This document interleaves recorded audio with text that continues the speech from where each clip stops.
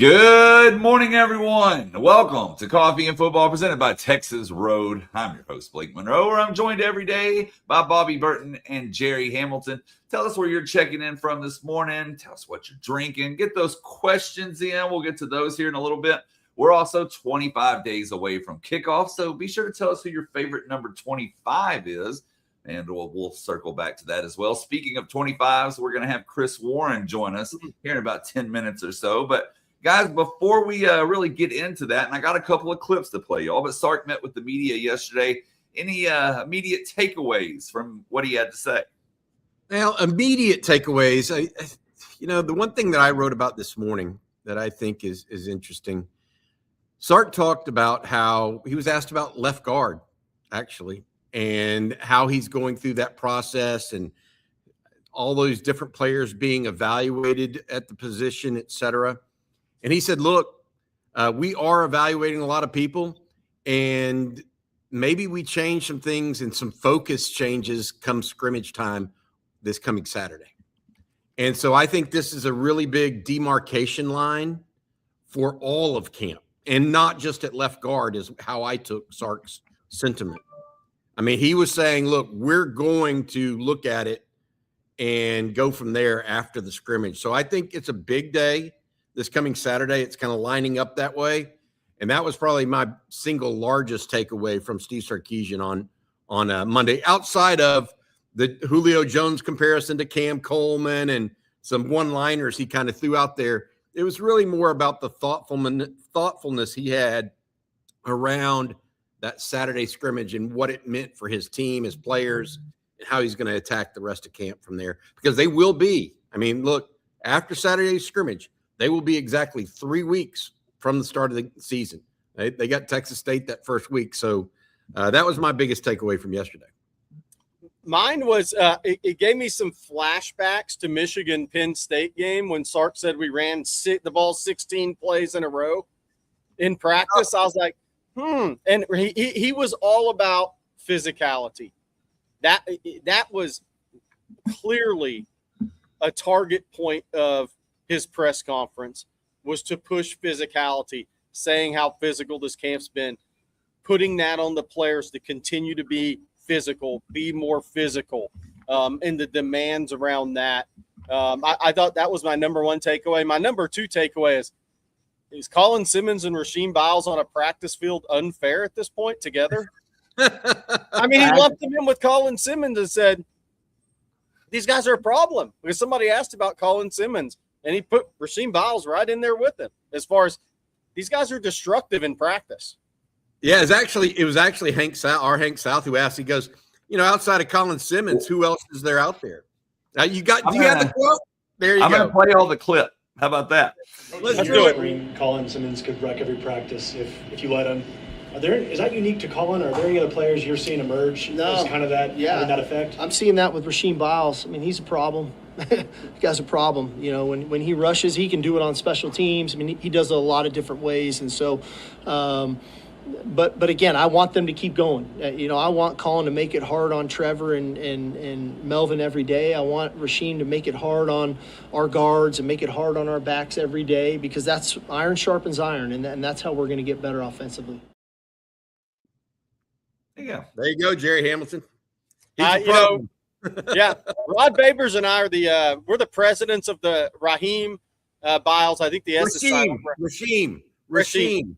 Okay, somebody's been saying the S is silent, but it's not. Rasheem Biles press conference, fan club. We're the starters of that, I think, and I can't wait to watch him play. I just think, look, the more guys that can create havoc on the defense, the better a Will Muschamp defense is going to be. And I by the way, I want to drop a little nugget too while we're at it. So I was out at Shadow Creek this morning. We're going to get to Brandon Sherrard. I went out to watch them practice. Jalen Adai, BJ LaFell, Brandon LaFell's actually volunteers, comes out and coaches because he's a retired NFL player and he's going to be around his kid. But one of the coaches was at Hightower at Shadow Creek, was at Hightower when Cade Phillips came through there. And we were talking a little bit, and he said Cade Phillips loves it at Texas, loves Will Muschamp. He actually talked to him last night and said loves Will Muschamp. loves this Texas defense, where it's going, and is very excited and really likes Coach Orfe as well. And Cade Phillips is loving his time at Texas and very excited for this season. Some other clips here that I wanted to play, and he was asked about Art, excuse me, and basically how he is on the practice field. Now, I will warn you, there is a little cussing here from Sark, so close your ears. But here's that clip. Arch loves football. He loves to practice. He loves to work, and it's funny because Arch probably talks a little more shit than people give him credit for outside of our building. So in practice, there's a good amount of banter that goes on. And now Arch has more confidence. He gives a little more of that banter. He gives a little more of that banter back. He and Colin were getting into it today about a screenplay, and it was all out of fun. It's nothing out of like negative. It's out of fun. But you could see that they're loving practice. They're loving to practice. But I think that starts when your quarterback loves practice, when he's having fun being out there, and you can feel those guys responding that way. My first thought is, if you're Cooper Manning's kid, you're going to have a trash-talking sense of humor to you. And if you're part of the Manning family, I think they're all really good at it. I think Cooper is elite at trash talk, is elite at it. I think he's he's top shelf of trash talk. And look, and then Arch's brother may well be a comedian one day. That's a family of giving it to each other. I mean, he's been brought up that way in that family. So I think that's part of leadership, by the way. I think that's part of what makes him who he is he gets out there and he gets in the mix with guys, and he'll go back and forth with guys and creates an energy. And that's an elite trash talking family, by the way. I'm not surprised. I would just say the other thing that Sark added to that is that he's done more of that this year than in previous years. Arch has. And in his way, he thinks that's one of the ways Arch likes to lead, and the confidence that he's showing in wanting to lead, which I think we all think that's going to be an important aspect of Texas. He also said, look, the other guys are giving it back to him. He's talking about Colin Simmons. It's not a one-sided thing here. I mean, these guys are going back and forth, just good quality banner. We're going to play some more here in just a moment. But first, Bobby, I need you to tell everyone about Texas Road. I can do it. Our friend Rick Vavro and his guys over at Texas Road, they are your full-service solution for major road projects in and around Austin, with the full support of multiple crews performing utility, dirt work, concrete, and asphalt. Texas Road provides on-site concrete through volumetric trucks for smaller volumes. They're able to complete road building in a high-profile environment. Special thanks to our Tuesday morning sponsor of Coffee and Football. That is Texas Road and Rick Vavro. Well, we're going to get back to some more Sark clips in a moment. But first, we got to welcome our special guest. We had him on about a year ago, so it'll be good to catch up with him. Former Texas running back Chris Warren. Good morning to you, Chris. Good morning. How are you guys doing today?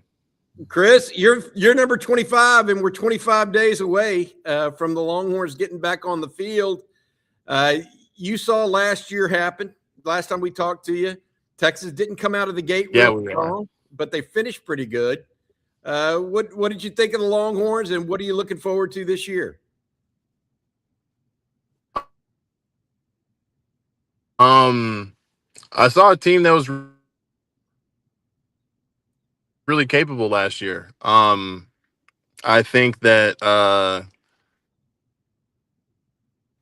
the group they got off to a real rocky start, but a whole new mindset going in, whole off season. I think it'll be. I'm looking forward to this season. I think we have some great things coming. Hey, Chris, we have a funny comment right out of the gate. Texas Tech players are still recovering from CW3 run. So back in the days at Texas, man, the Texas Tech players still recovering from that physical beatdown run. Probably so. I'm still recovering from it as well. It was I mean, that's what college sports is all about, man. I mean, big time players making big time plays on both sides of the ball, and I mean, just being able to go out there and just put it all out there for any special play. I mean, we really needed that play too because that was a huge spark plug for us at the time. Was that your favorite run at Texas in your days, or did you have a favorite run? No, it wasn't that one. There was actually there's one where it wasn't a run, but it was my last year where we were playing San Jose State. Sam had thrown me a screen out to the, or not a screen, but a swing pass out to the left. And then I didn't know what to do with the guy coming at me. So I just jumped over him, but he decided to go up as I jumped. So then I flipped and I didn't land it and I was upset, but it was right. That was the day, Coach Herman had told us that we were playing too, not necessarily soft, but too skittish, and we weren't just going out there and just playing. So the first thing that came to mind was just to jump over him. So I did, and then from that point on, we kind of just played like we were trying to go get every play. You felt like your effort was a spark to the rest of the team, or a sign to the rest of the team on that day? Not in particular, but it definitely was the most ludicrous anyone had been during a play. So I feel it was more of a letting go of the leash, I guess. Good idea. Good point. Hey, Chris. I want something I've always wanted to ask somebody that played for Coach Strong. In press conference, he referred to you as your number. So 25 had some good runs today. Did he refer to you by your number on a daily basis? Like when he walked up and talked to you, he said, "What's up, 25? How's your morning?"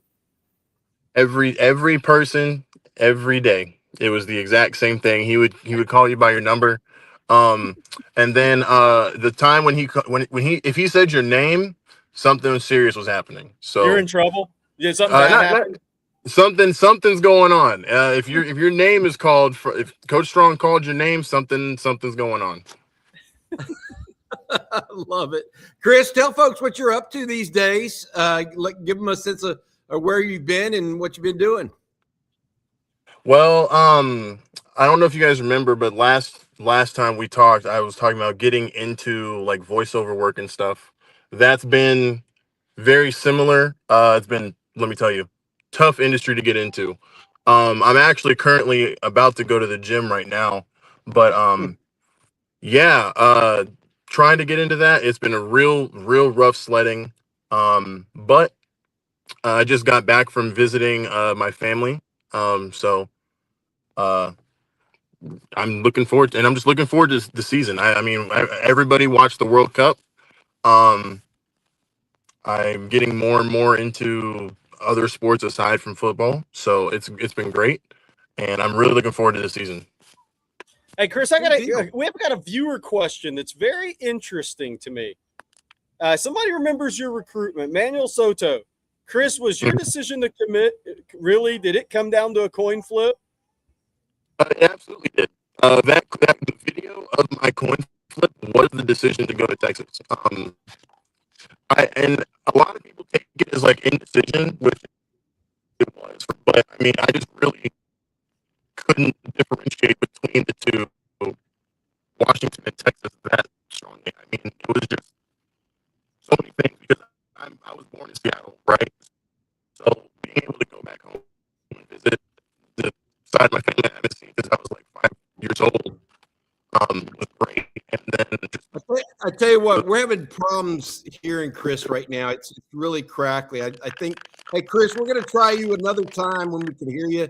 The audio is just really bad. But I want to say thank you. Yeah, thank you so much, Chris, for joining us this morning. We'll come back to you at another time. Best of luck, buddy. Hook 'em horns. All right, Hook 'em. Take care. I wanted to hear that answer too. That was a great question.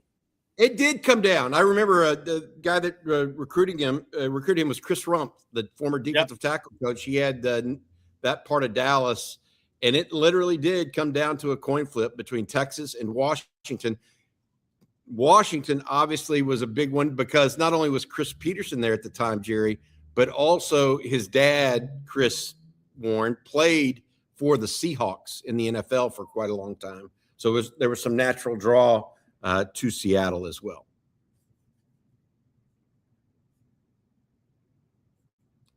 Blake is You're muted, muted. Blake. Oh, man, it's been a missed while. It's been a while since I've done that. Let's circle back, is what I was trying to say. I got one other Sark clip that I want to play for you guys, and our apologies again about Chris Warren, but thank him. He was asked about Cam Coleman catch, his receiving ability. Here's what he had to say. That was a crazy catch, man. I don't know. Like, I tried to check his gloves. Thought it was the old school stick 'em on there. It was a heck of a play. How does his catch radius compare to other receivers that you've coached? And that's give you more confidence as a play caller and more confidence for Arch too? Well, I think that's one of his strengths, right? I mean, everybody's got strengths and weaknesses in their game, and one of his strengths is his catch radius. But beyond that, it's the balance and body control. There's a lot of tall receivers with long arms. But it's his ability to have the right balance and body control and timing on balls, because you can have a high pass, but to time your jump, to contort your body, and then to have the ability to make a catch like that, I just think speaks to the catch radius, but also the body control to make those types of plays. And then the hands, right? I mean, you have to have the ability to catch it too. You had a receiver like him at Alabama? I would probably say Julio Jones at Atlanta. Yeah. Julio was similar that way, that had that ability to go make those high point those balls the way that he does, and and still be a vertical threat. Like Cam can still run. He's not a possession guy. He can run, and Julio was that way. I thought what was interesting, we've talked about this, Bobby, is yes, the Cam Coleman catch, spectacular. His skill sets, I think obviously he's an All-American worthy. He's going to have an All-American worthy season with a healthy season. He'll be battling out with Jermaine and Malachi Toney and a couple others for those All-American honors. I think that body control, the timing, the wingspan, the radius, I think is going to be invaluable in the red zone. And I think Texas has multiple guys on this team. I think Khalil Lockett, that is his elite trait, his body control, catch radius, 11-inch hands, and the ability to go win 50-50 contested balls. I know Sark talked about the red zone yesterday, the high red zone, the low red zone. I think in the low red zone, I think Texas has multiple 50-50 ball winners. When the field's condensed and when the corners have only one option but the play tight, I think this is something that we're probably not talking about enough that's going to help Texas in the red zone this year, help Arch Manning, help Steve Sarkisian.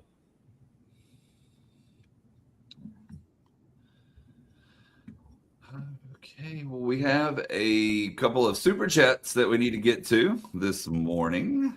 And Rocky P, can we start the show off with a good laugh and talk about the Big 12 monster logo on the basketball court? It looks worse than I thought it would. And it just so happens that I have it. It just so happens you have that, right? Like, yeah, I figured you might. What are the odds? What are the odds? Here we go. Take a look at this. I mean, for $1 million per school. Just not worth it, guys. No. The entire league. Whatever. Yeah, it's a bad look. It looks like somebody has green blood. Yeah, I don't know what to say. I don't know what to say on that. It's a bad look. Yeah. By the way, we saw. Yeah. By the way, we got to see Texas new court last week in their open media practice. Looked really good. That laid down a new floor this year. That was the first time they worked out on it, so it looked a lot better than that. I'll tell you that. Hey, by the way, we're gonna. I don't think I'm jinxing this. We're gonna have a special guest join me at the Chick-fil-A by Shadow Creek High School in about 10-15 minutes. So. I am at the Chick-fil-A by Shadow Creek High School. Y'all know where it is if you live down there, Magnolia and 288.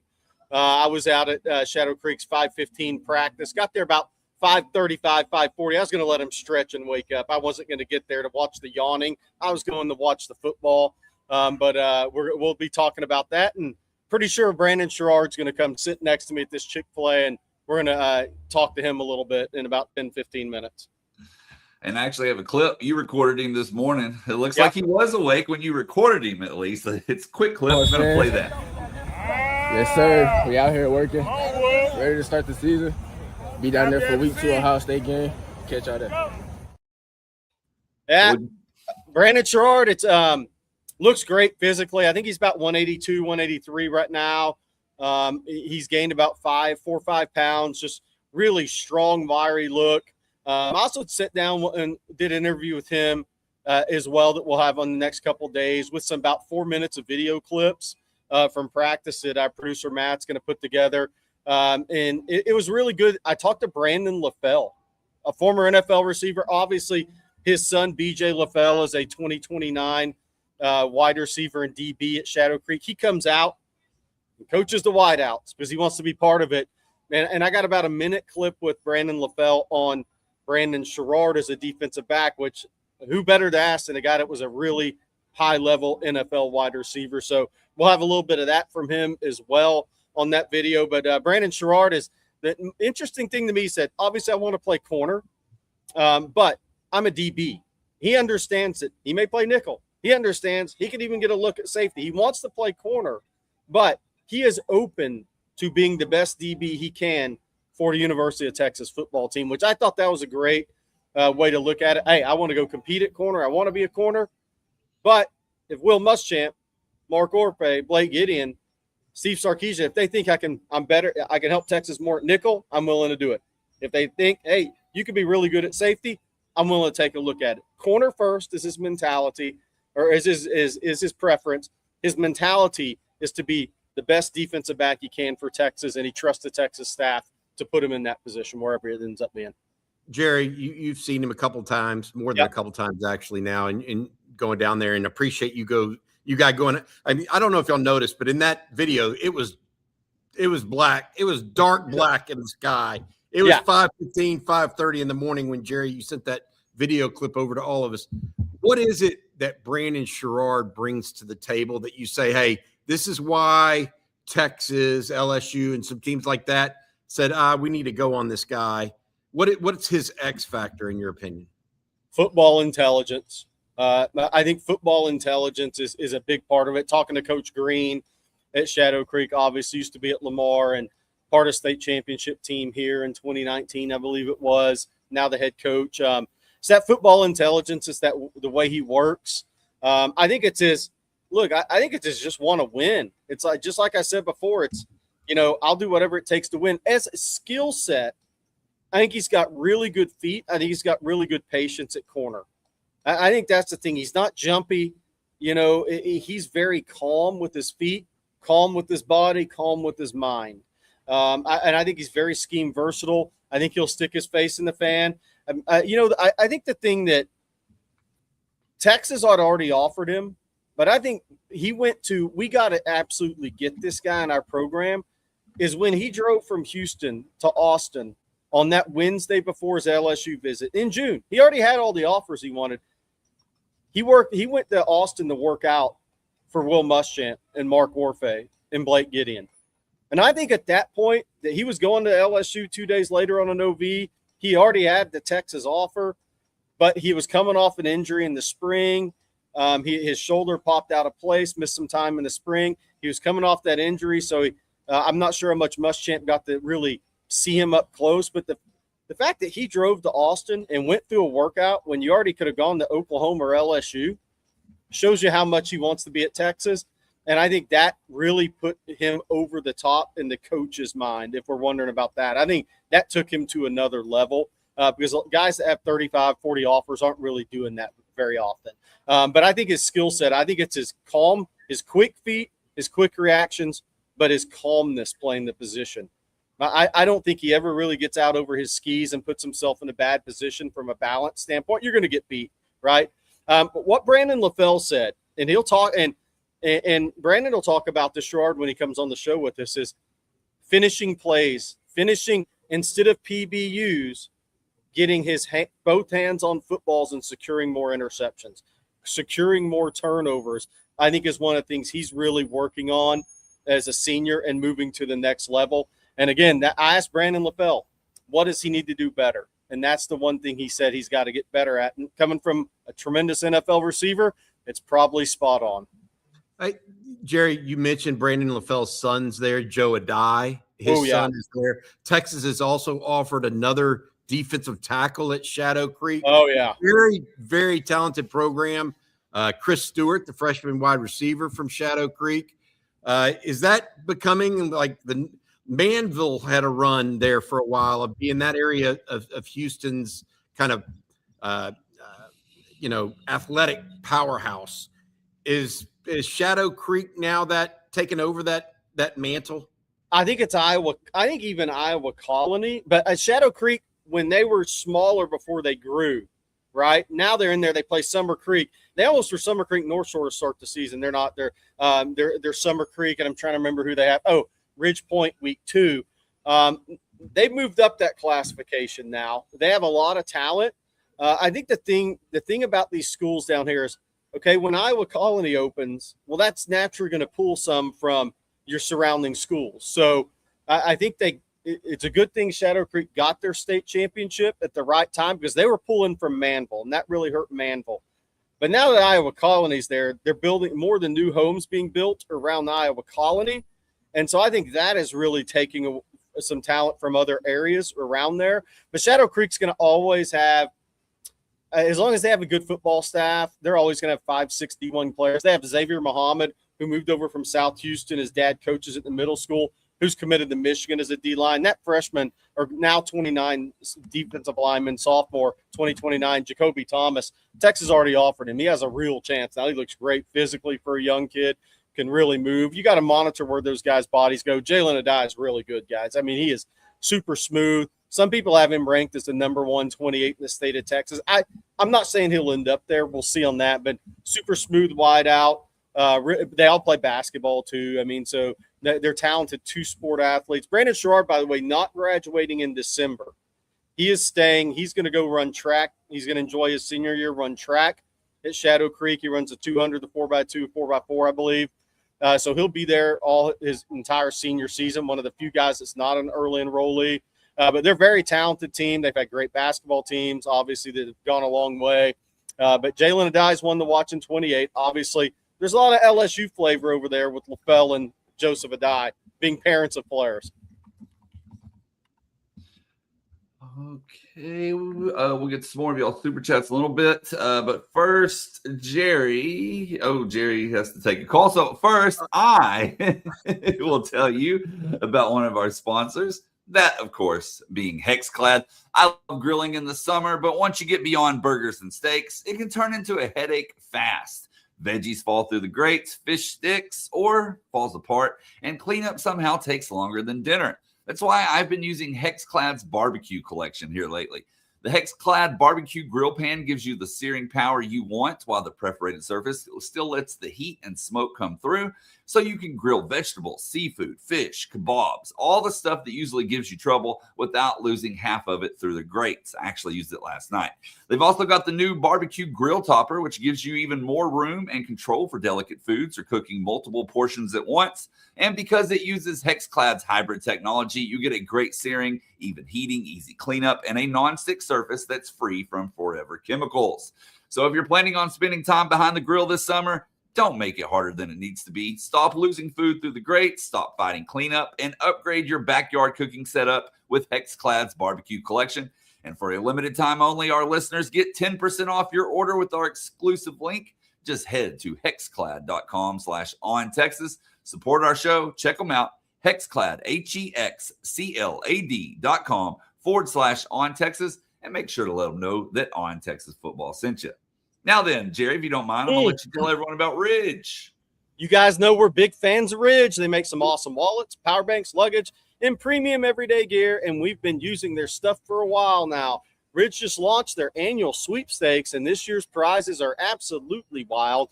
July 4th, 24th through September 8th, 2 lucky winners will get to choose between a Lamborghini Sterrato, a Hennessy Velociraptor, a custom Ford Bronco, or $100,000 in cash. If it were me, y'all know what I'd take. I'd take the cash. Let us know what you pick, OTF chat. The best part is you can enter completely free at ridge.com. And if you're already planning to grab a new wallet, power bank, luggage, or any other Ridge gear, every dollar you spend earns you additional entries. Ready to upgrade your wallet and maybe your ride?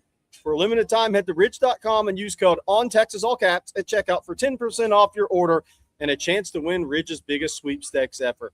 A Lamborghini Storado, Hennessy Velociraptor, a Ford Bronco, or $100,000 in cash. No purchase necessary to enter, but every dollar you spend gets more entries. That's ridge.com, and use code ONTexas, all caps. After you purchase, they'll ask where you heard about them. You know the answer to that. Bobby would take the Bronco. I'd take the cash. What about you, Blake? I got the truck. And which of your sons is going to take that truck? Colt. or wife, because you know you're not actually driving. My wife would take the Bronco. That's why I'm taking the I would cash, take the because truck. you can put it in the bank account. Nobody can see it but you. Good point. Good. I think I'd take that. I think I'd take the Bronco and paint it. That's what I would do. That'd be with cool. it. Yeah, Burn orange, Bobby? maybe. Mm. Cool. OTF logo on it? Nah, I don't know. Bobby? I don't like the logo stuff up. I'm not a big Bobby. logo everywhere. Slap it on. I know what it would say. It would say Jenny's Bronco on the side. Too true. That is too true. Yeah, the license plate would say Jenny's Bronco, not Bobby's Bronco. Hey, by the way, that was Brandon Sherrard that called me, so I had to pick it up. He's going to be here in a couple of minutes, so we are going to have Brandon Sherrard live from Chick-fil-A by Shadow Creek High School today, because we do it. Hey, we cover this anywhere. Anything we got to do, guys. Anytime, You were up anywhere. you were halfway across town at 5:15 in the morning. You deserve whatever you get. I might have driven like this morning. It was an early one. I was like, red light, yellow light, whatever. We're hitting the gas. We got to get to football practice. Well, while we wait on him, how about we do some super chats? And then we're also here in a little bit going to unveil our top 25 Longhorns of the modern era, along with y'all's choices as well. We're going to get into all of that. But first, a super chat from Sailor Joe. I know it's been a lot of linebacker talk, but I read on y'all's site that Smith finally had a day. What would it look like having those two fly around? You know, Sark was asked specifically about linebacker play and Anthony Smith, and he immediately talked about Justin Cryer. And that led me to believe that there's a real battle going on right now between those two. Cryer, as we've discussed, was the starting linebacker in the spring because Anthony Smith was out with injury. So Cryer actually has more experience in Will Muschamp's defense because he was here for spring ball than Anthony Smith, despite Anthony Smith being on campus at Texas for 3 years. I think that this is a scenario where they're probably going to have 4 linebackers right now that I think are kind of head and shoulders above everybody else. And that is Rasheem Biles, Justin Cryer, Brad Spence, and Anthony Smith. And how you mix and match those guys, I don't know yet. The one thing I will say is something that Sark mentioned again. He talked about it yesterday. He said that after the scrimmage on Saturday is when we really get into evaluation focus of, okay, these are those guys and we need to go with them. And so I think Anthony Smith clearly is going to be one of those guys. Where is he going to be in the pecking order? I think that's TBD, to be determined. But Sark did say he had his best day of practice yesterday, which is always good to hear. Anthony coming off of an injury that he had this past spring, back at it now under Muschamp's kind of stewardship. We'll see where this goes, but it was good to hear that he had a good practice yesterday. I thought that was refreshing, to say the least. I was going to add to that and totally agree that it's, to me, I don't think it's surprising that he's behind the other guys. Maybe in terms of this, he was out in the spring. Rasheem Biles, Cryer, and Brad Spence had the spring and Will Muschamp scheme. Anthony's now had 5 practices in it. So he's got to play some catch up there in terms of, it's one thing to sit on the sidelines and watch the practice and be in the room. It's a totally different thing when Will Muschamp's voice is really loud and you're trying to execute a play. So I think he's learning the system. on the field right now. And so it's not surprising necessarily that he's been playing some catch up, but it's great news that Sark said he had a great practice on Monday, because I do think he'll start to have more of those as he gets more comfortable in the scheme, in Will Muschamp's scheme. But Bobby, the thing I like about the linebackers, I think Kosi Okpala, man, that being your fifth, but the thing I like about the linebackers is they all have different skill sets. Like Rasheem Biles is kind of on his own. He's just havoc, born to havoc, be a havoc guy. But Cryer is an A-gap thumper, A-gap, B-gap, downhill thumper. Brad Spence is a guy that can play off the ball but play at the overhang position. I think Ty Anthony Smith is going to be really good in coverage, really good space player. I think they have two really good space players in Biles and Ty Anthony Smith. So I think they have a chance to be really strong in coverage from the linebacker spot, but they also have that downhill physicality with Cryer, which I think isn't talked about enough, but is certainly a requirement. Because the one thing Sark said yesterday, again, I think it's going to continue to be a point of emphasis. Be physical and run the ball, stop the run. I think that's going to continue to be a talking point for Sark through camp, and stopping the run is 1, 2, and 3 for Will Muschamp and any defense in the SEC. The only thing I would add to any of that is something that Sark distinguished yesterday, because you said, "Oh, what's it going to be like if both of those guys are flying around?" Ty Anthony Smith is a fly around linebacker. I mean, he makes plays on the. I mean, he's a out of the box type of linebacker. Rasheem Biles is a different category right now, and I think Sark and other people behind the scenes are trying to articulate that to people and kind of get into people's heads. While it's good to say, "Oh, Ty Anthony Smith and Rasheem Biles," I'm here to tell you, based on everything we're hearing, it's Rasheem Biles and everybody else. I mean, it's his rodeo, and everybody else is just, he's that kind of player right now. I mean, let's see if 3 weeks into camp, once people get an understanding of who he is and all this other stuff and what his strengths and weaknesses are, if they can negate it. But right now, Rasheem Biles is playing on a different level than all other linebackers.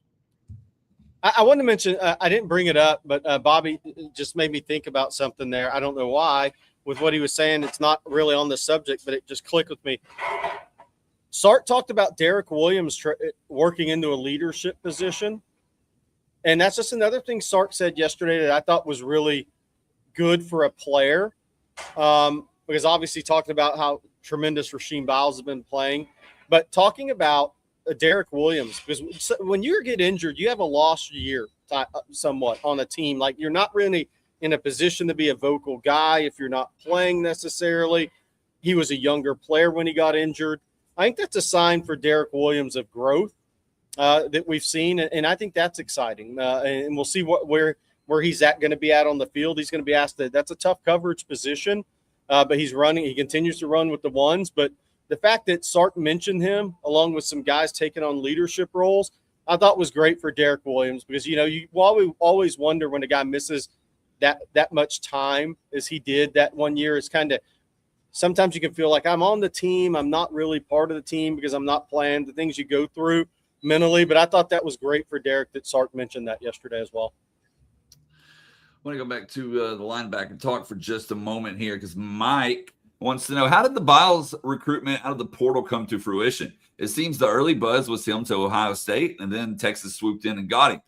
It could be the most consequential portal pickup for us. Well, it's really interesting. Texas focused on very first linebacker they recruited was a young man named Christian Alliegro, who was a starting linebacker out of Wisconsin. He is a true Mike linebacker. And he ended up choosing Ohio State over Texas. I mean, that's how highly thought of was. He did not show up on any all-conference team, any of this other stuff. But when two of the top 5 most talented programs in the country say, okay, you are number one Mike linebacker on the board, that's what he was for both teams. And he chose Ohio State. He wanted to stay in the Big Ten. He's from, I think, Connecticut, Jerry, originally. Is that right? Somewhere up in the Northeast. Lacrosse player when he was younger. Lacrosse player. Yep, all that. So Alliegro ended up there. When that happened, Texas started looking for other linebackers. And they immediately, when Biles went in like the day after Allegro did, I think, or something like that. So Allegro was first, and then Biles went in, and according to Sark, they turned on the tape and they were like, Uncle, yeah, we need this guy. It wasn't like a question. The reason people thought he would end up at Ohio State's real simple. He's from the Columbus, Ohio area.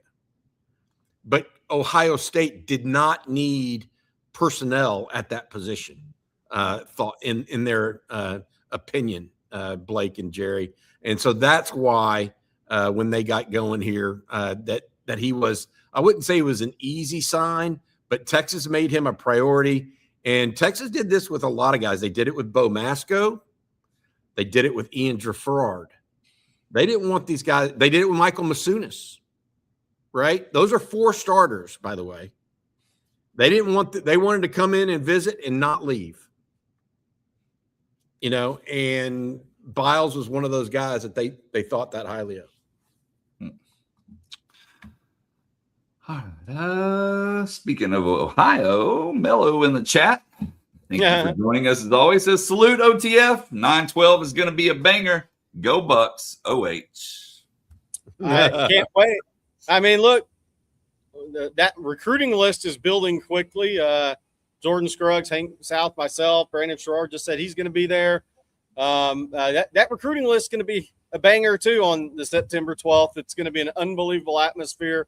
Brandon Sherrard, one of the things he said to me, and I'm sure he'll say it when he comes on here, if asked, he said, that's when I'm going to feel like this is what I've kind of always wanted to do, is go to a university and get in this type of an atmosphere and environment and play against the best, play for the best, play against the best.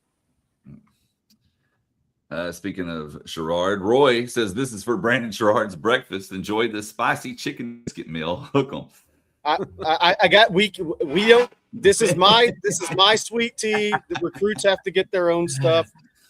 That is all. That super chat's got to go to Jenny's Bronco or something, because we cannot be buying recruits any food. No, we can't buy recruits. Jerry does not want to run afoul of the NCAA, although everybody else apparently doesn't care if they run afoul. Nobody cares, but yeah, I'm not. No, I'm going to go my entire career without doing anything like that. It is important to note that case out in Colorado that was hanging in the balance. The 15 or so basketball players that were seeking an injunction. The NCAA tried to get a restraining order against it or some sort of injunction against it. As of late last night, I think the ruling came in at 11 o'clock Central. That request by the NCAA was flatly denied. So now it goes to the 5 for 5. 5 for 5 is here for the 2022 class. It goes to the 10th Circuit right now of appeals? Of course, it can go. It can be appealed, but right now it's a go forward. Yeah. There's no holding it up. They tried to get it to be held up. All of those things. It's over. I mean, it's all over, but the shouting. Period. Are they scraping the thing at Chick-fil-A over there? What's going on? Chairs are mighty loud.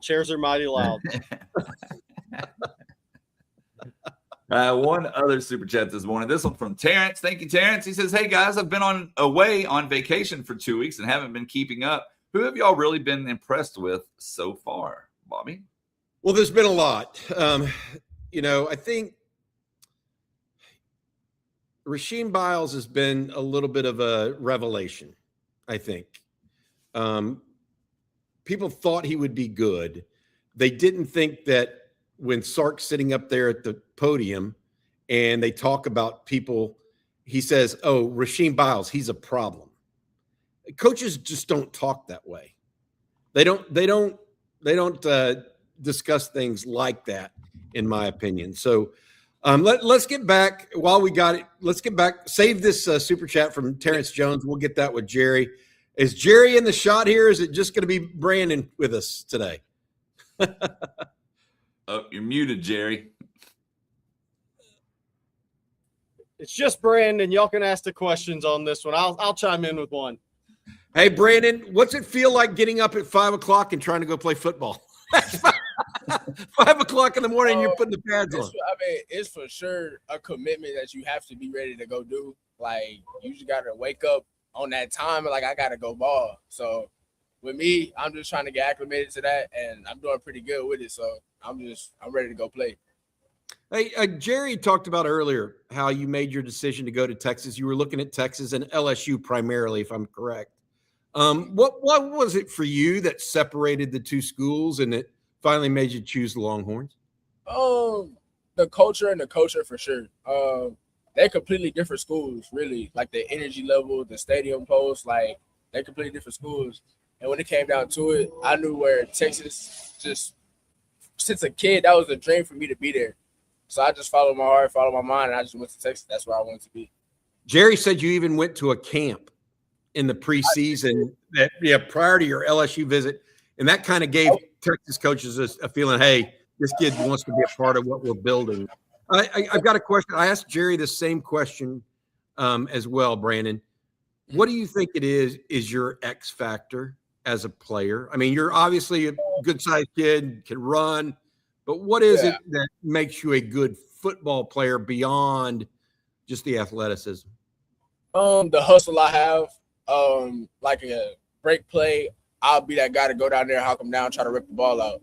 And I have many clips in my huddle and my highlights that show that. So my hustle, just the heart that I have, I won't let up. So that's probably the X factor that I have. Hey, Brandon, go ahead. Oh, Brandon, I talked about how calm your feet seem to be.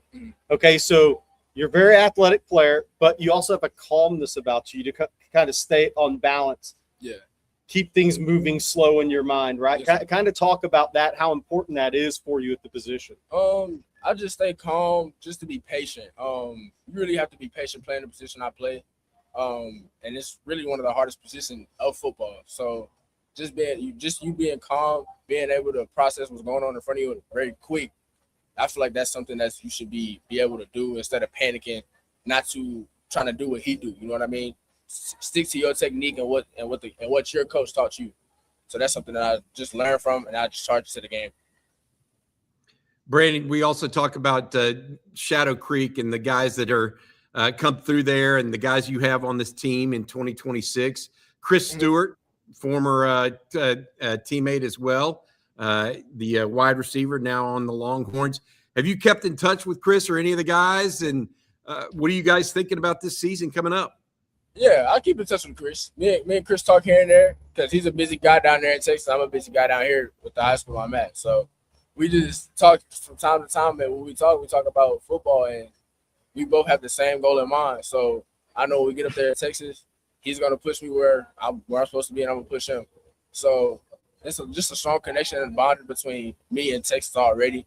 And I just feel like that's a real family school, like they say it is. Hey, Brandon, I realized the interview we did after practice, I asked you about Muschamp.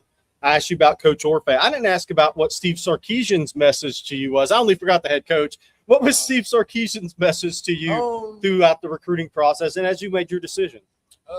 Same thing. Really just being calm and make the best decision for you. I feel like he was really straightforward and honest to who he was and the way that he wanted me to be when I get down there and just the plan that he has for me. I really do like Steve. He's a great coach. He's a great coach. Have they talked to you about the position you might play at Texas? You going to get a shot at corner first, look at safety, nickel, or are you just a DB? I mean, hey, I'm a DB, period. So I'm going to go out there and ball regardless. But the main position will probably be corner, I feel like. And I feel like if I continue to grow there, I'll be going to nickel maybe a little bit if it's needed. But wherever I'm needed at, I'll be going to ball at. A lot of money at nickel these days, by the way.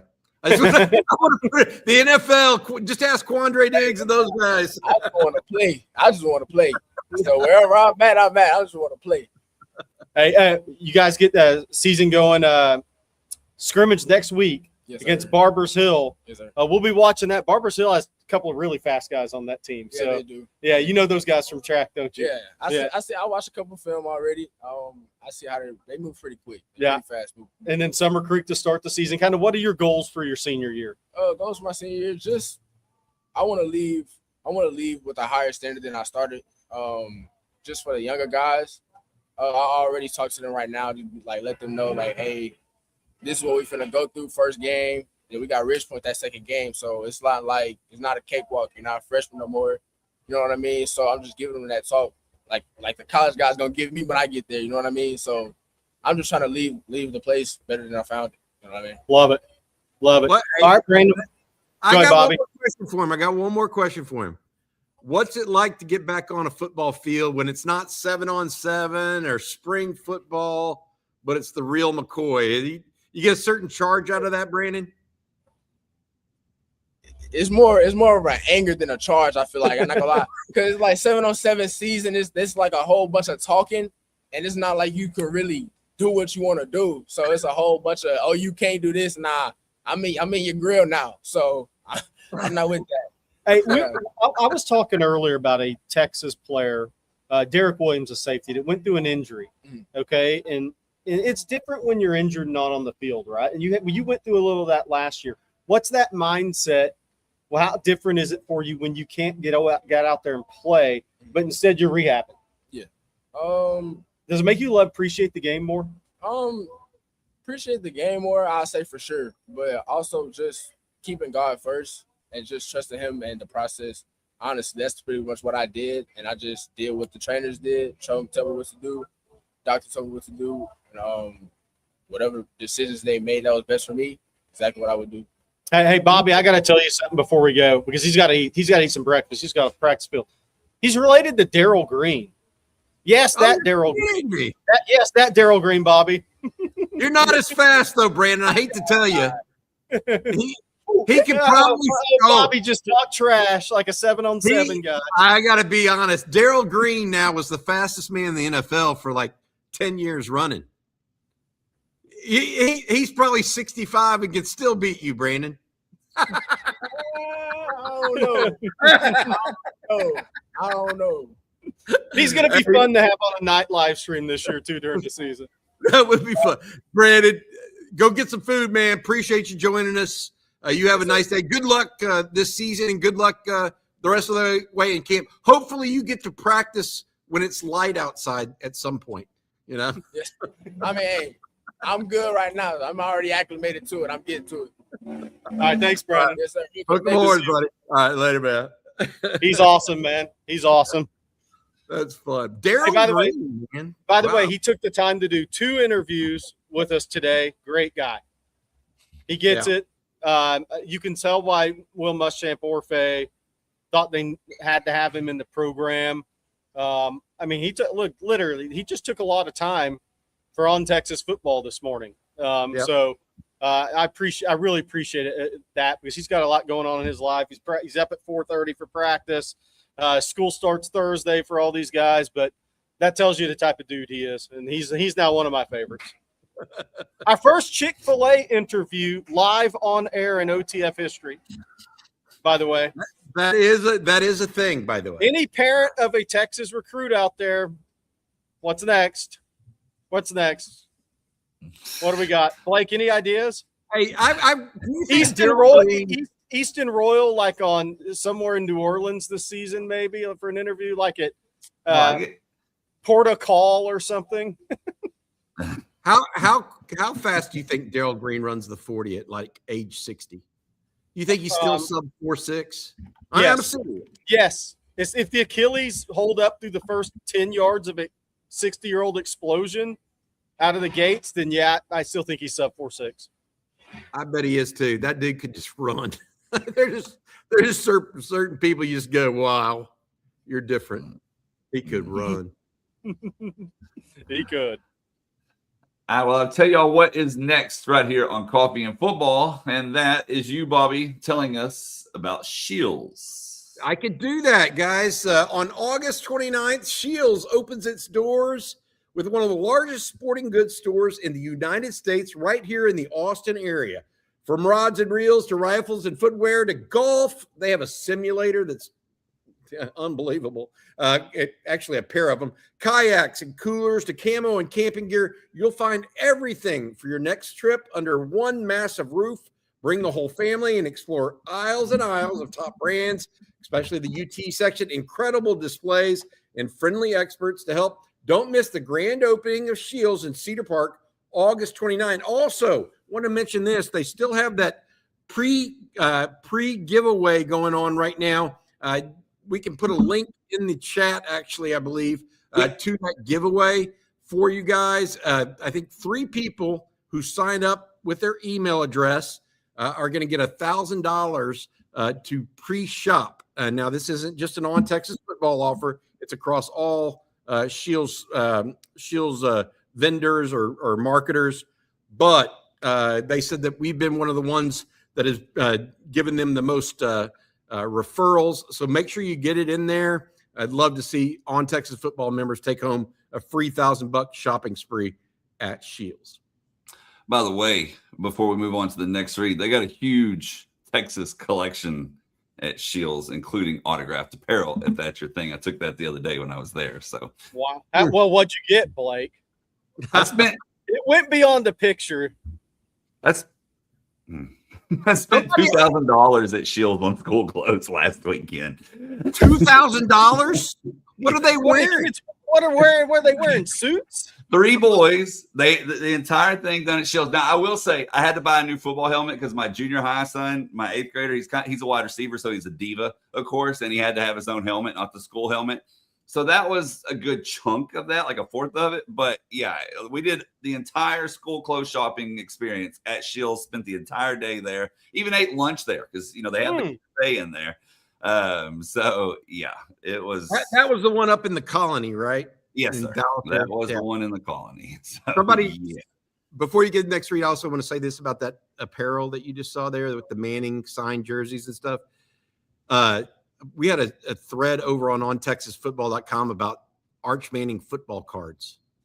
Mm-hmm. One of them went for $900. Mm-hmm. I mean, this is crazy to me. That's crazy. Yeah.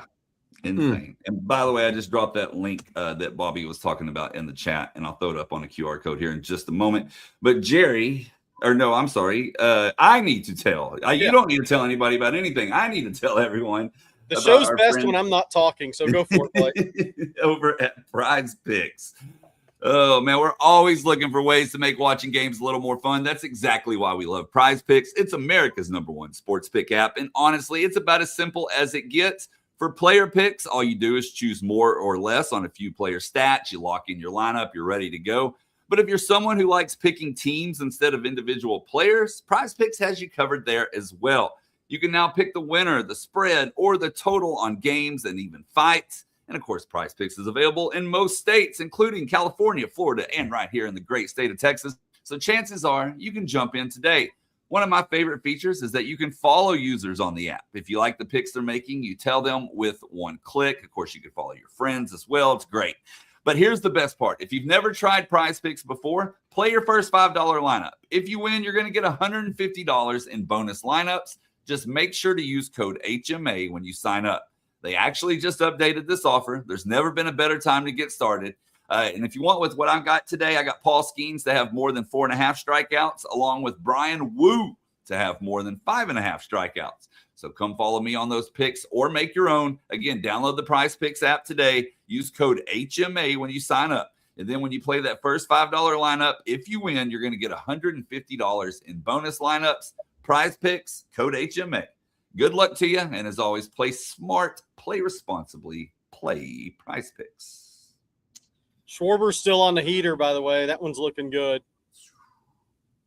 Still on the heater. By the way, one of the craziest MLB stat lines for a season I've ever seen was Schwarber in 2023. He batted 197. He struck out 215 times, but he still had 47 and 104. 47 homers, 104. Scored 108 runs while batting 197 and striking out 215 times. One of the crazier season stat lines you'll ever see in MLB. Hey, are they honking at you, by the way, Jerry?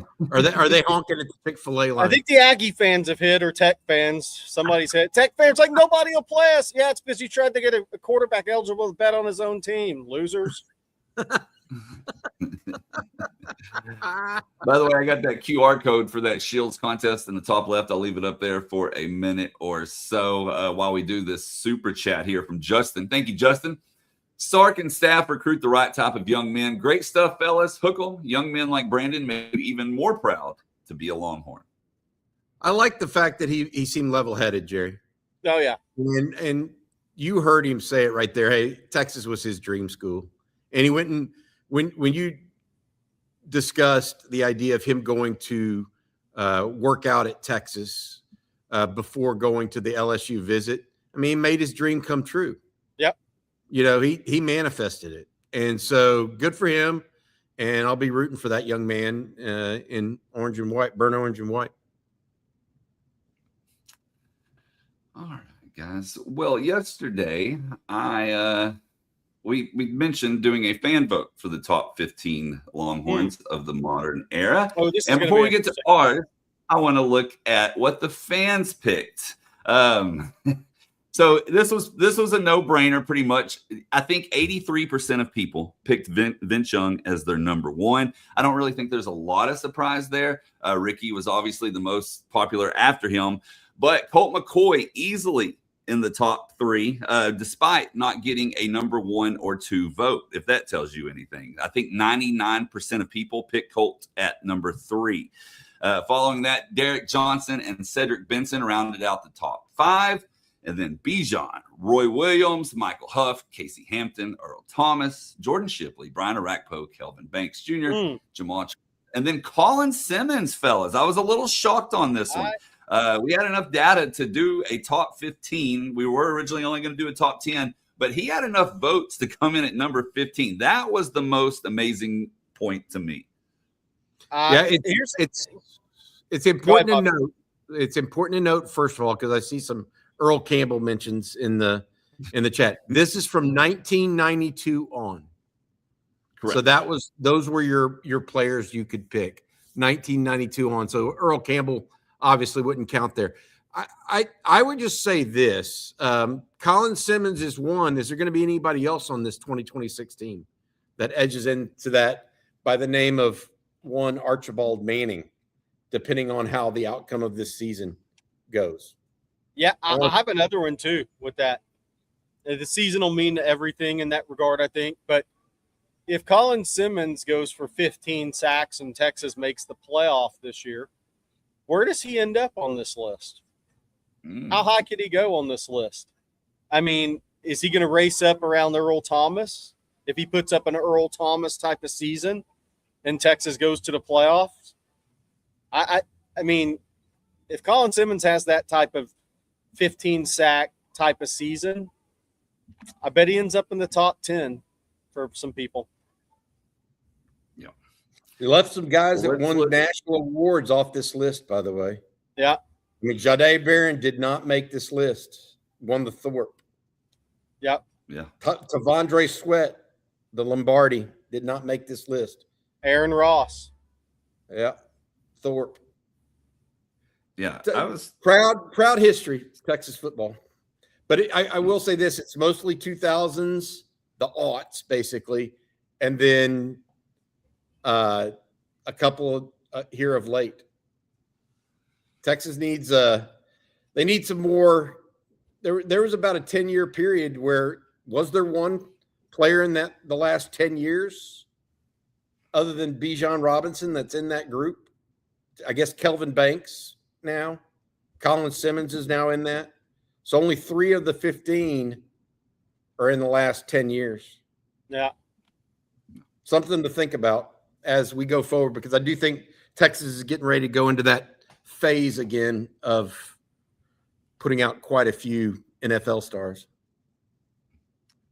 So this was obviously, as I said, voted by you guys, the OTF subscribers. But then I also polled everybody on the OTF crew. We did a top 25, and then I took everybody's rankings. I assigned it a point system. And this is our top 25. There's a lot of interesting data points in this, but I mean, the top 5 really matches what the fans picked there, guys. But there was some really close ones. Kelvin Banks, Brian Arakpo, and Earl Thomas, they were all separated by 2 points. So 9 through 11 could have won anyway. Cedric and Bijan were actually separated by just a point, they were tied, but Cedric got a higher place vote, which gave him the tiebreaker. But this is quite a list too, and a lot more modern Longhorns in this one as well. Yeah, we extended it to 25. I think that was part of it, obviously, from just 15, but a lot of the same names, clearly. Yep. A lot of the same names. I have a hard time. Here's the reality between Vince Young and Ricky Williams. Vince Young and Earl Campbell remain the 2 most dominant players I've ever seen put on a uniform at the University of Texas. Maybe the third is Derek Johnson. Just truly dominant players. But Ricky Williams may be the best football player in that group. And that is a weird thing to say. And he's certainly unbelievable athlete, like perfect football build, great speed, all those things. But when you go for the top list, you go for the guys, I think, that were just one in a million. I don't know how else to say it, and I think that's Vince Young on this list. So I put Vince personally number 1 over Ricky Williams. To your point, Blake, even with the OTF subscribers did the same thing. 3 felt like a no-brainer, right? With Colt McCoy and what he did for 3 years leading the team, or 4 years even. And then the rest, there were just so many talented players on this list. I think looking at this, I still say, I've said this for a long time, I still say it. As a football player, Casey Hampton had the most impressive season I've ever seen at Texas. A nose guard going for over 100 tackles, that record will never be touched at the University of Texas, ever. There's some records that will be touched. That one will never be touched. Imagine you're 6'1", 320, 330-pound zero having 101 tackles in a season. That is truly incredible. And I've always said I think he's maybe the most underrated football player to come through Texas. The other thing I thought about on this list, guys, Leonard Davis missed the social media era. Can you imagine, like we talk about Justice Terry, Bobby, you covered Leonard like I did. We talk about Justice Terry, those pictures of him in 8th grade. Could you imagine Leonard Davis on social media coming out of Wortham, playing middle linebacker at 1A football, just running and clotheslining guys outside the tackle box, just his physical appearance? Leonard Davis missed that social media era. He would have been a social media star as a football recruit, because I've still seen very few guys that were built like him in my life. Maybe Shaq in an early age was similar. That tell you about what for you guys don't remember Leonard Davis, for the younger guys out there, his nickname was just simply Big. His nickname was Big. In high school, he returned a kickoff for a touchdown at 350 pounds. He played middle linebacker. Okay. It was a 1A. Wortham was a 1A school at the time. So yes, it was a small school. There's no denying that.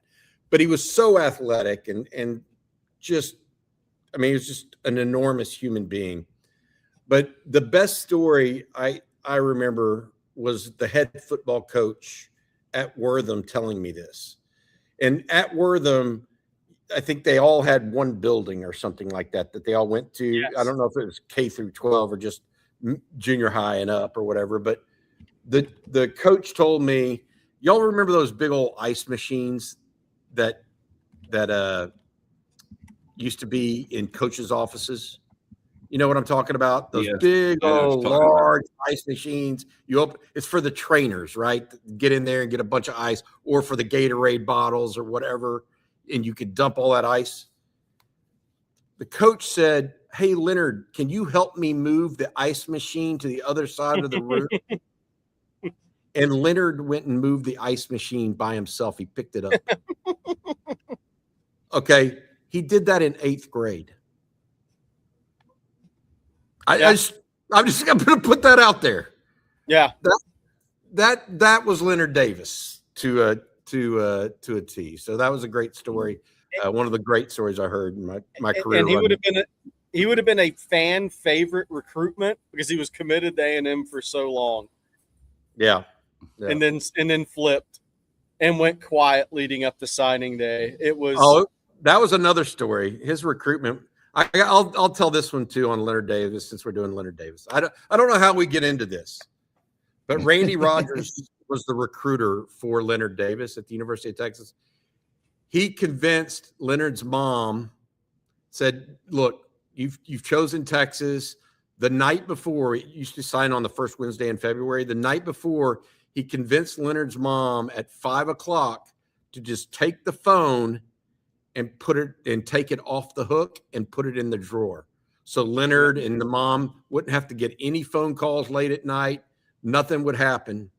And A&M couldn't get a hold of him, couldn't reach him, etc. So there was going to be no chatting back and forth. Well, Randy Rogers said, "I didn't know if they were going to take my advice." He goes, "So I called the house around 8:00 and I heard that fast, busy signal." He goes, "I knew they had taken my advice and I knew we had gotten Leonard Davis." Yeah. So there we go. That's an old recruiting story. A lot of comments. Before cell phones, by the way. That's before cell phones. We actually have a super chat about Leonard Davis, but before we get to that, Bobby, I'm going to let you tell everyone one last time about Texas Road, if you don't mind. Yeah, absolutely. I can do that. Your full service solution for major road projects in and around Austin, with the full support of multiple crews performing utility, dirt work, concrete, and asphalt. Texas Road provides on-site concrete through volumetric trucks for smaller volumes. They're able to complete road building in a high-profile environment. Our friend Rick Vavro and the guys over at Texas Road, once again, they are your full-service solution for major road projects in and around Austin. Also, don't forget about their sister company, Austin Underground. If you have difficult work due in downtown in Austin and need some support for underground work, make sure you check out Austin Underground. Again, Rick Vavro and the guys at Texas Road and Austin Underground. All right, back to that Leonard Davis super chat here, sort of. Rocky P, and he actually put this in before we started talking about Davis. He says, "Who is the most physical freak you remember at Texas?" He will go Davis, still the most intimidating looking human he's ever seen in person. I mean, for anybody did anybody see him at the state basketball tournament too, like I did? I mean, that was crazy. Like, it was 1A basketball, but just watching his feet. I was just watching his feet, and I was like, you can't be serious how athletic this guy really is at his size. I don't know what the official body fat percentage was on him coming out of high school, but it wasn't much. I mean, it was not much for somebody that was 6'6", 345, 350. I can't – yeah, Bobby, I don't know if there's anybody just like from a physical standpoint that's with him. I mean, I think we all underestimate how great athlete Ramon Taylor was. Yeah, but not the one that the first Texas player that ever kind of like made me do a double take was Kenneth Sims. Now, this is going way back, but I remember the first time I shook Kenneth Sims' hand, and like his hand got me by the wrist. And I felt like I'm not a small person. And when he shook my hand, I was like, holy cow, I'm a small person compared to this dude. Yeah. Now, Leonard Davis even bigger than Kenneth Sims, but it was one of those guys. I would say the other one, and as time goes on, I think he'll continue to be talked about and 10 years in an OTF chat like this. Roy Williams was a freak athlete out of Odessa Permian. Yeah. You're talking 25 long jump, 6'10", 6'11" high jump, 5, 6 in the 100. It's 6'3", 6'4", 6'3 and a half, 195 in high school. That's pretty freaky stuff. And I once saw him throw, I'm guessing he threw the football 70 yards in the air, 65, 70 yards, maybe 60. But it was effortless. It was effortless. But Roy Williams was a freak athlete too. All right, I think we got one more here. Cade Stewart has a hypothetical super chat. Says if Texas finds a way to go undefeated with this schedule and they win the Natty, would it be one of the most impressive runs of all time? Ooh, I don't. No, because Indiana did it the year before. Did they play? Indiana didn't have Texas's schedule. No. They didn't have to play a elite team in the preseason. They played like Central Connecticut State. Look, any undefeated team this day and age is going to be impressive to me. I think that, comparing it hypothetically long term, that's just a hard thing to do. I talk about it all the time and say this, and I really mean it. Context matters. Like how they do it matters, right?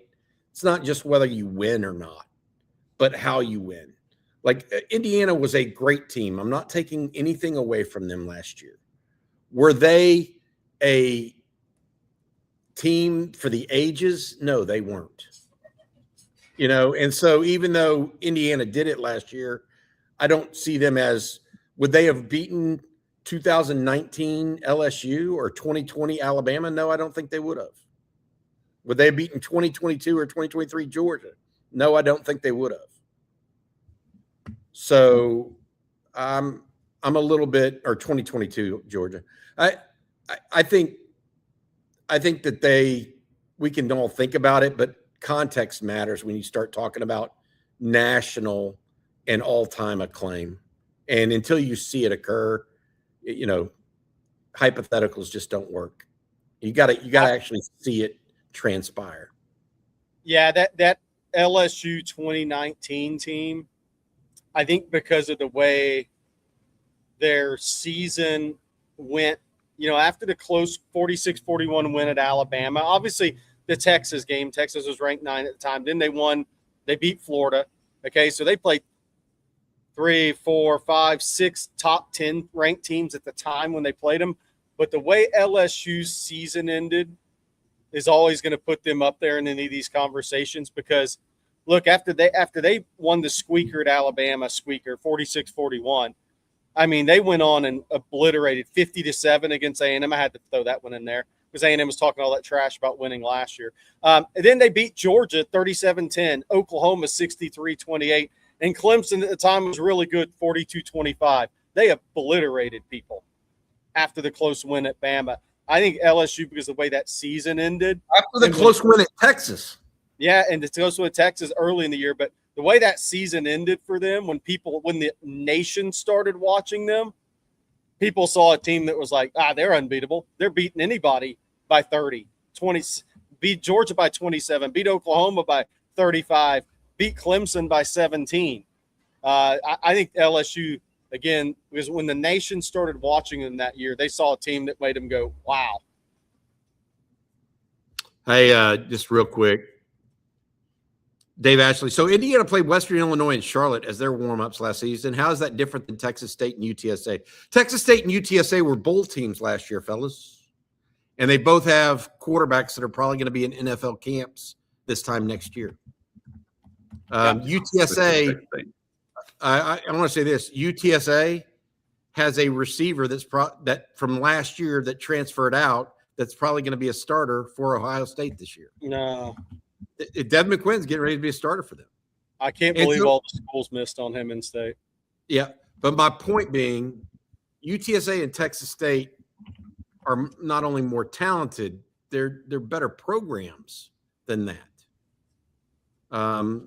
I feel like people like, what's the difference between Western Illinois and Texas State? Well, one's in one AA.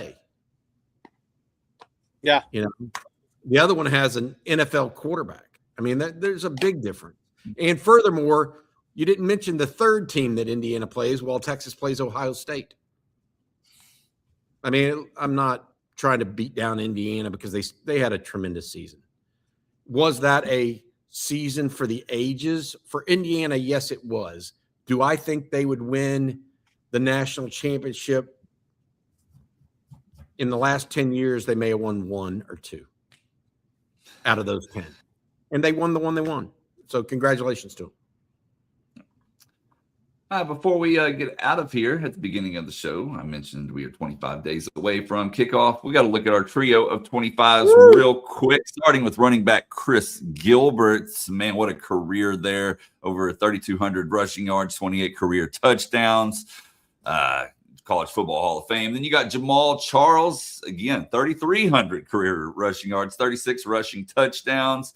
And then Chris Warren, we had him on the show earlier. Unfortunately, a couple of technical difficulties, but three guys, and there's a lot more we could have done as well. But man, Gilbert and Charles especially, what a career for both. Yeah, they both had tremendous careers. I will add this: Brett Robin wore number 25. Dr. Brett Robin. He is going to be on our live stream tonight. We are 25 days now away from the Longhorns taking on Texas State. Chris Gilbert recently passed away. I think it was in the last year. Universally loved by people in that era. I've mentioned this more than once. He was one of my dad's favorite players when my dad was growing up and stuff. So good stuff. Number 25, not a normal number. The number 25 on this current team is Teray Davis, the freshman from Boulder, Colorado, who we have heard, Jerry, looks pretty good. Yeah, he's got a chance. Yeah, I'm going to say, coaches say he's got a chance. That's a good sign for you. Yeah, that's coach talk for this guy could be really good one day. I'll never forget Jamal Charles going down to watch him the first time. I know I watched him at Stallworth against Baytown, but that was senior year. I'd seen him before that.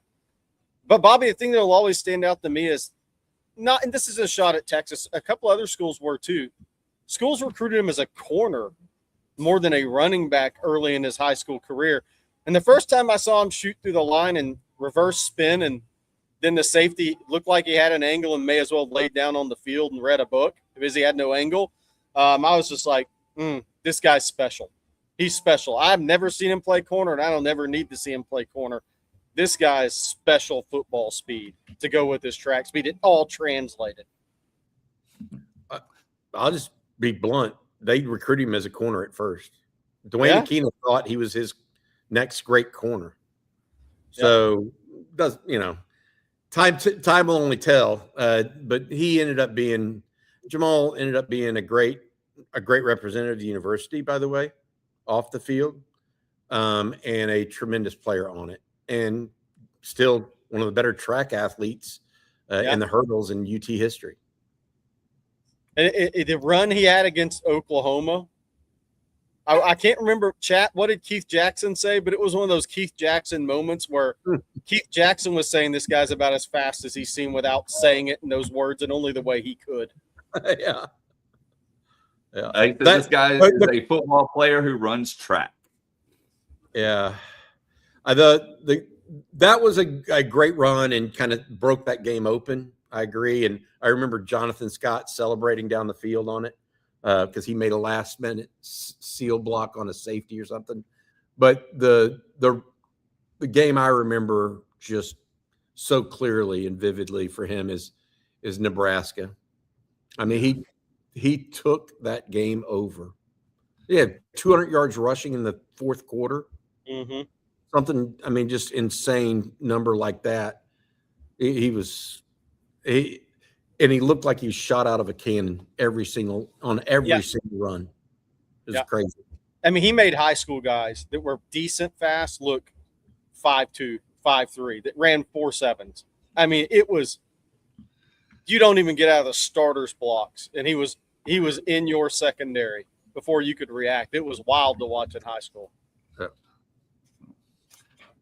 All right, y'all. That's going to do it for today's episode of Coffee and Football presented by Texas Road. We want to thank them, as always, along with Hexclad, Shields, Ridge Wallet, and Prize Picks, all for sponsoring today's show. Of course, thank you all for tuning in as well. Don't forget to hit that like and subscribe button. Ring the bell so you're notified anytime we go live or post content, whatever it may be. That way you don't miss a single thing right here on the OTF YouTube channel.